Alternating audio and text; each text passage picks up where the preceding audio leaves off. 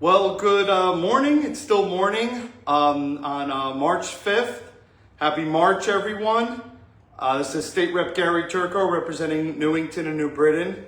Not coming to you live from the Capitol like I usually have been doing these. I'm still at home in Newington. I've been working here this morning and now getting ready to go to the state capitol for our House session day. Yesterday, I was in the Housing Committee. We met for most of the day on our last public hearing. Tomorrow on Thursday, we will be voting for bills out of the Housing Committee. Next week, I'll be doing the same with the General Law Committee.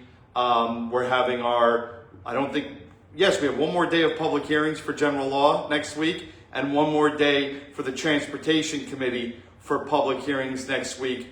And then we'll be voting as well. But I wanted to do this quick Facebook Live for you, and I actually only have a few minutes because I have a caucus meeting at 11 o'clock to give you an update because we are going into House session today. And you may have heard a lot on the news about the governor's veto, and I wanted to provide some information on what's going on with that. So last week, the House came in and we voted on two pieces of legislation. Now, they both contained different policies, but they both also contained funding. And as you know, our next fiscal year does not start until July 1.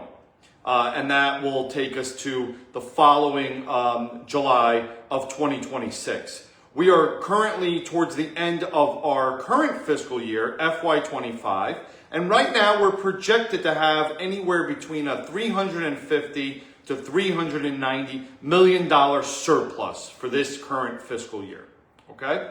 So we decided as a legislature to come into session. We heard from our municipalities that they were struggling with cost of special education not being funded the way they hoped the state would fund them from the previous budget. So we voted to fund out of that surplus dollars for municipalities to use for special education $40 million. Do I wish it was more? Yes. I wish it was $100 million, $200 million, but that was the deal that was made. It was a bipartisan deal, and we voted for that $40 million. Newington would receive hundreds of thousands of dollars more for this school year. New Britain would receive, over $1 million. So that's all really great. And besides that $40 million, that was in one bill. The other bill, we provided funding to some various nonprofits that right now their constituencies are under threat. And they're my constituencies too. So helping out advocacy groups that are working with the LGBTQ plus community. We have our Newington Pride group. I was just contacted by the New Britain Pride, who was going to be raising their flag. They were concerned about the tax they're seeing from Washington. People are really scared. These advocacy groups needed some more support.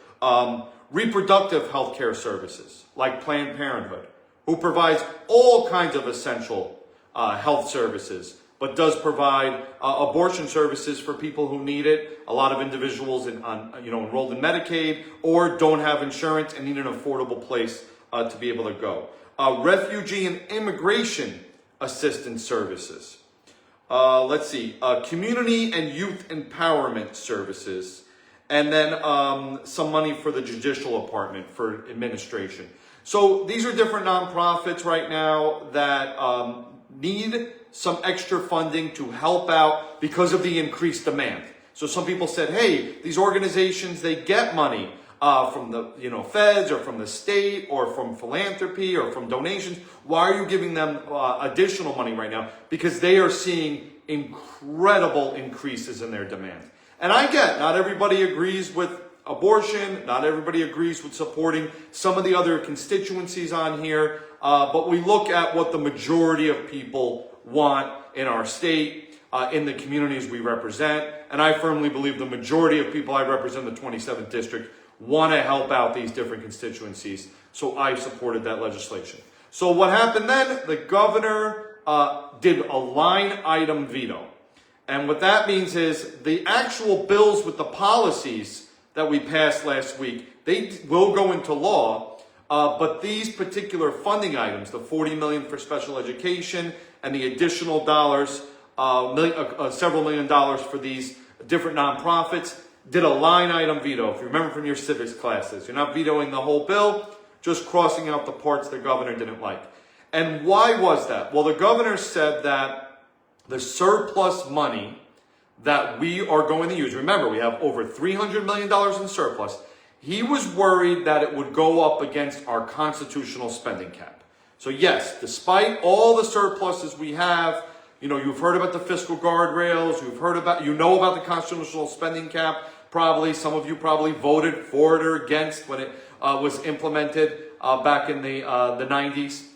But he was worried that we would be getting up on that cap with this additional spending for this fiscal year.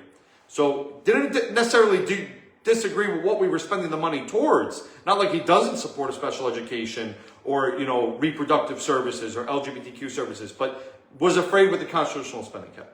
So that happened. Our leadership did not feel like there was that threat of going up against the cap. So over the last several days, our House leadership, Senate leadership met, talked with the governor, and they figured out a compromise. Rather than using it from this surplus, we have interest that the state made from those ARPA dollars. Those billions of dollars that the state received and then provided to municipalities, departments in state government, nonprofits, all different things that pandemic relief ARPA money was spent for. Well, while it was sitting in the bank, our state treasurer was investing it and earning interest on it. Even if it's, a savings account, you earn that interest percentage on several $billion. That's a lot of money, right? So the governor has said, okay, rather than the operating surplus dollars from tax revenue and other revenue the state has, if you take the money from the interest on the ARPA dollars, that does not go against our constitutional spending cap. And that is okay. So we are back in session today at 12 o'clock. We're going to be voting. We don't have to re-vote on the policies, but we are re-voting on these two bills for the actual spending parts of it. And we just have to specify it's coming from a different pot than where we originally allocated from. So the $40 million for special education for FY25, that will be happening. These bills passed last week. I firmly believe they'll pass again with bipartisan support. And also, the aid to different nonprofits whose constituencies are under attack right now by the Trump administration and that are seeing an incredible increase in demand. So I'm going to support both of these bills. I've heard from a lot of you in the 27th district that you support me supporting these bills. So I'm glad. I have heard from some individuals against, LGBTQ rights or against abortion. Don't believe that we should be giving money for Planned Parenthood. I respect you. I appreciate you reaching out, giving your opinion. But I'm going to support both of these because the majority of the constituency that I support wants me to. And I also personally support helping out these nonprofits that are under attack right now, who are seeing decreases in federal funding and whose constituencies are outright scared right now and need the support services. So I just wanted to come on here and give you that quick update, full transparency like I always do on what I'm voting on, what we're doing. It's a fast-paced building. There's a lot going on. So sometimes things happen faster than I can give you the updates. But I'm going to try my best to do it in video or a different post or letters to the editors. Make sure you're signed up to my email blast that goes out every Friday because that's got a lot of good information too. And you're always willing to email, call, or text me. I will tell you I'm getting dozens a day from residents. So sometimes it takes me a little longer to get back to you than I would like, but I will always do my best to get back to you. And once in a while I hear from somebody that say they emailed or they called or they texted and they never heard from me. Please follow up. Sometimes I don't get the messages. I don't know what happens. People call, a different number. They call a 1-800 number at the Capitol that I don't get the message transferred to me or something like that. Or it goes to spam, as we know happens with emails. Or maybe I just somehow deleted it by accident. So please follow up. I don't want anyone to ever feel ignored, even if we disagree. That's the whole point of a democratic political system. We have to have that, political, civic discourse, be able to talk about issues. So headed up to the Capitol. Got to jump on a caucus for CSCU, our college state, our Connecticut college and university system. A caucus of legislators that's trying to help out Central and Tunxis, all of our community colleges, our state schools and stuff like that. So thanks everybody for watching, and look forward to working with you over the next few months of legislative session. Do the best we can for the 27th district. Bye now.